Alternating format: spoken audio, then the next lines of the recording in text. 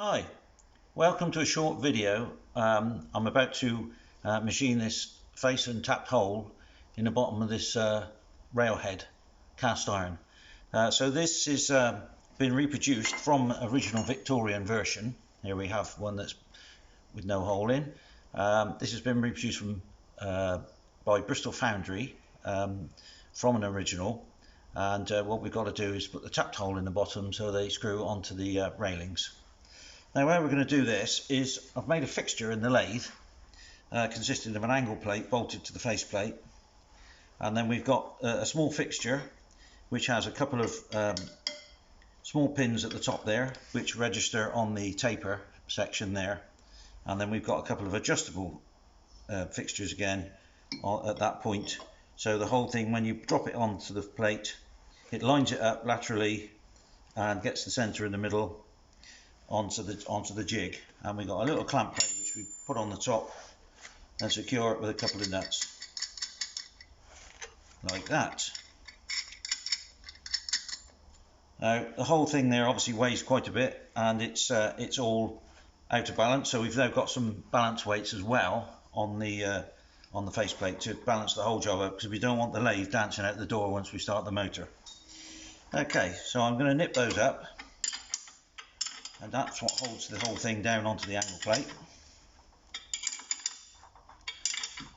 Give it a quick flick and we can see that the end's running reasonably true, and we can proceed with the machining operations. So the operations are as follows. We're going to face off there, then we're going to center drill, pilot center drill, then we're going to drill a tapping size 3/4 of an inch deep, and then we're going to counter bore in the tapping size by about 3 millimeters to clear the bottom of the thread where it is on the bar where the screws on, to clear the where the thread isn't formed, if you like.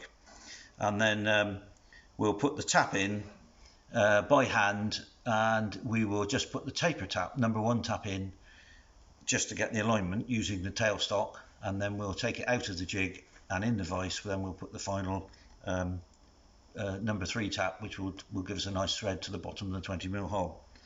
Okay, so we're off. We're going to start now, and the first operation will be to center drill.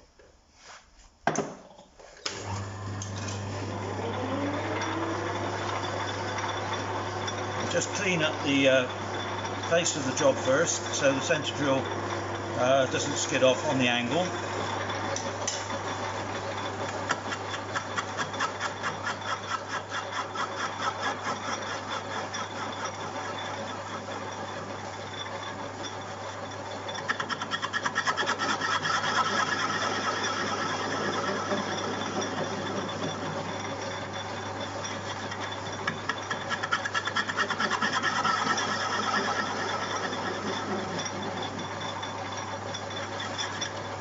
So that's the bottom face cleaned up.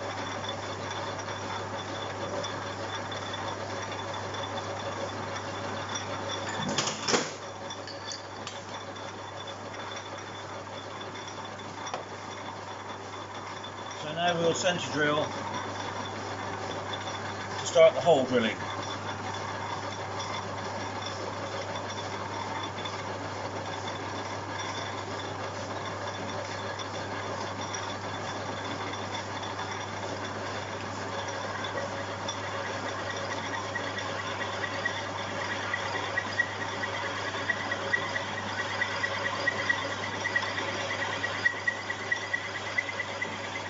Okay, next up is the tapping size.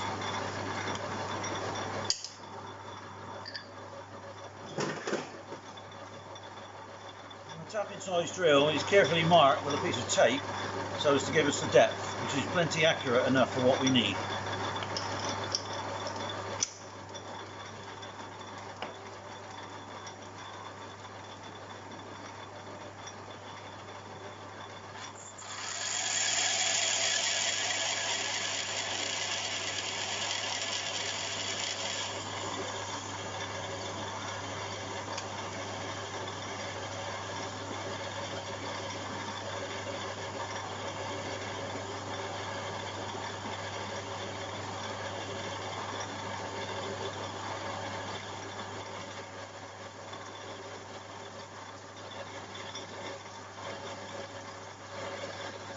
go to our full 3/4 of an inch depth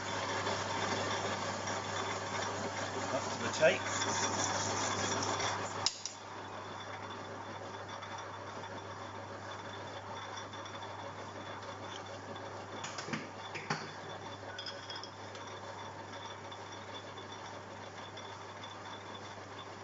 And a small counter bore for thread clearance.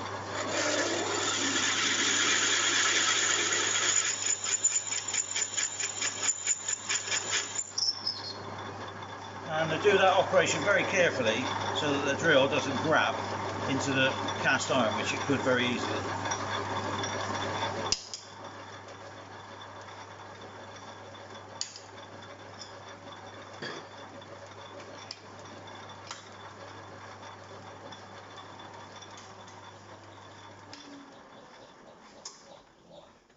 Okay, so now we're going to cut the thread, and using the first tap only in the lathe by hand, and we'll steady it with the tailstock to make sure it's in line. Just put that on top of there.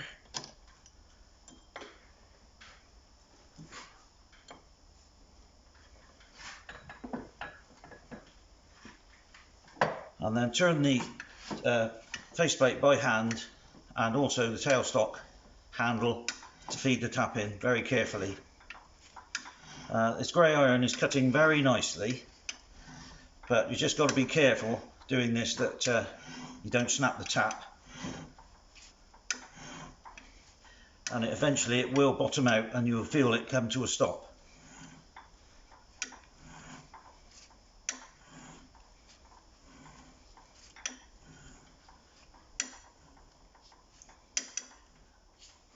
Okay, that's come to a stop, so I'll take the tailstock away, remove the table, and then we can unscrew the tap. It will be a little tight because of the cast iron dust.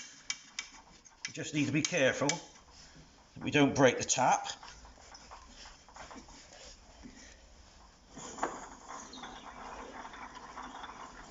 There we go.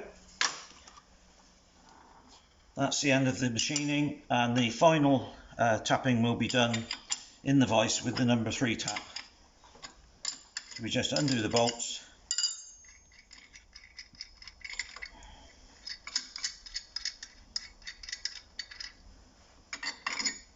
slip off the clamp, and there we have the hole tapped in the end. That's, as I say, just got to be cleaned up now with the finishing tap, and that one's finished. Only another 89 to go.